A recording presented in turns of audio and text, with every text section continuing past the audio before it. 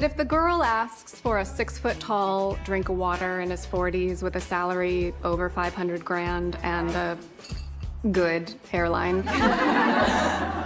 you deliver. Most talented Lucy. One hell of a matchmaker with razor-sharp instincts and an eagle eye for chemistry. I have an amazing guy for you. His name is Mark. He's a doctor. He's very handsome. He has a full head of hair. The film begins in a prehistoric setting, where a man brings a bouquet of flowers to his partner. He takes one of the blossoms, crafts it into a ring, and places it on her finger. Don't be confused by the movie's opening. It's important to the story and will all come together by the end. Before we dive into the movie, please don't forget to drop a like. It really motivates me to keep making more videos. Let's see if we can hit 100 likes on this one. Fast forward to present-day New York City. Lucy, portrayed by Dakota Johnson, works as a matchmaker at a company called Adore. Hey, are you single? I'm a matchmaker at Adore. Please give me a call if you want to meet somebody. We have a lot of great matches for you. Talk soon. She has a strong track record of successfully pairing clients, but one client, Sophie, has been particularly challenging. Despite Lucy arranging numerous dates for Sophie, none have worked out because Sophie has very high standards and is frustrated by her string of disappointing dates, even though Lucy assures her that she and her suitors check off a lot of boxes. At work, Lucy's boss, Violet, throws her a celebration to honor her 9th client getting married over the weekend. Outside, Lucy chats with her coworker and friend Daisy about her struggles with Sophie, as well as her own personal expectations when it comes to finding the right man for herself. Later, Lucy attends the wedding of her client, Charlotte. While mingling with other guests, she hopes to recruit potential new clients. Charlotte's maid of honor calls Lucy over, as Charlotte is feeling anxious about her big day. Charlotte confides that she's marrying her fiancé Peter, partly to provoke jealousy in her sister, who clearly thinks Peter is superior to her own husband. Lucy sees value in the marriage regardless of Charlotte's motives and encourages her to proceed. Charlotte and Peter go on to marry. During the reception, Peter's brother Harry approaches Lucy, having noticed her recruiting earlier. As they begin to connect, Lucy is surprised to see her ex-boyfriend John working as a waiter. She steps outside for a cigarette and catches up with him, learning that he's still pursuing acting with little success.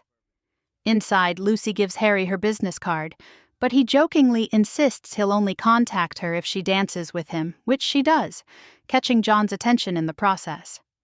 John later gives Lucy a ride home. A flashback shows them in Manhattan on their anniversary, arguing because John chose to drive instead of taking public transportation due to financial strain. Their disagreement escalates in the street, revealing Lucy's discomfort in a relationship where both partners are struggling financially. She admits she knows her feelings may be unfair, but she finds it hard to enjoy a relationship under those circumstances. Back at work, Lucy deals with male clients who all seem focused solely on finding young, attractive women. Meanwhile, she begins dating Harry, who takes her to fancy restaurants and embodies the ideal partner for many: charming, wealthy, and conventionally attractive. Harry explains that he's drawn to Lucy because of her perspective on life and the way she values herself. Their relationship becomes intimate that night. John is shown struggling financially, living with roommates, and trying to keep his acting career afloat. He reaches out to Lucy about seeing his play. Meanwhile, Lucy contacts a client named Mark, who recently went on a date with Sophie. Mark reports that the date went well, and he liked Sophie, which excites Lucy, though she hasn't been able to reach Sophie directly. At work, Violet informs her that Sophie has filed a lawsuit against Adore, claiming she was assaulted by Mark on their date. Lucy is devastated and retreats to the bathroom to cry, while Violet advises her not to contact Sophie. Lucy and Harry attend John's play, Tom and Eliza, and later join the cast and crew for drinks. When Lucy mentions her work-related stress, John dismisses it as just dating, prompting her to leave with Harry. During client meetings, Lucy becomes increasingly frustrated with their specific and sometimes unreasonable demands, such as a closeted lesbian client wanting a Republican partner, another only wanting white men, and a client with a long checklist for an ideal partner. She responds bluntly, leading Violet to inform her that these clients have removed themselves from her roster. Violet suggests Lucy may be burned out and needs a break. Lucy goes undercover to find Sophie, but Sophie initially avoids her. When Lucy finally catches up, Sophie confronts her for failing to thoroughly vet Mark, labeling him as a predator. Lucy attempts to defend herself with the checked off boxes remark, but Sophie rejects her services and walks away. Distraught, Lucy calls John to confide in him.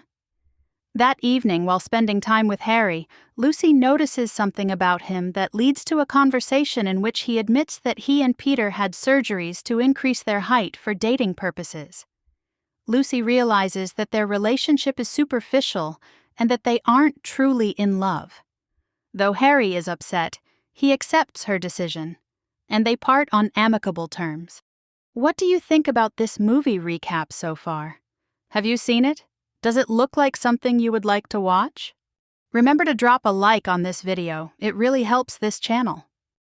Lucy moves in with John, having sublet her apartment in preparation for a trip to Iceland with Harry. With money from his play, John drives Lucy upstate to attend a wedding catered by his company. They dance and share a kiss at the reception, but John steps outside, unsure of where they stand. He confesses his love and his hopes for a future together, though Lucy doubts it because she previously left him due to financial concerns.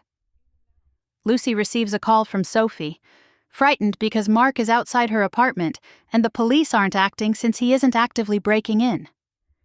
John drives Lucy to Manhattan, though Mark has already left. Lucy comforts Sophie and stays overnight, helping her plan a restraining order against Mark. The next morning, John waits outside. He professes his love again and promises changes, and Lucy finally reciprocates with a kiss. Later, Lucy and John meet for lunch in Central Park. She reflects on the prehistoric couple from the beginning, noting how love endures through challenges. Violet calls to offer Lucy a promotion, which she says she will consider. John then gives Lucy a flower ring, similar to the one in the opening scene, and asks if she's ready to make a poor financial decision by being with him. She accepts. The credits roll over a montage of couples, including Lucy and John, heading to a courthouse to obtain marriage licenses. That was the recap for the movie Materialists, starring Dakota Johnson and Chris Evans. It's worth the watch. Be sure to drop a like on this video, subscribe to the channel, and turn those post notifications on so you never miss any of my videos. Thanks for watching.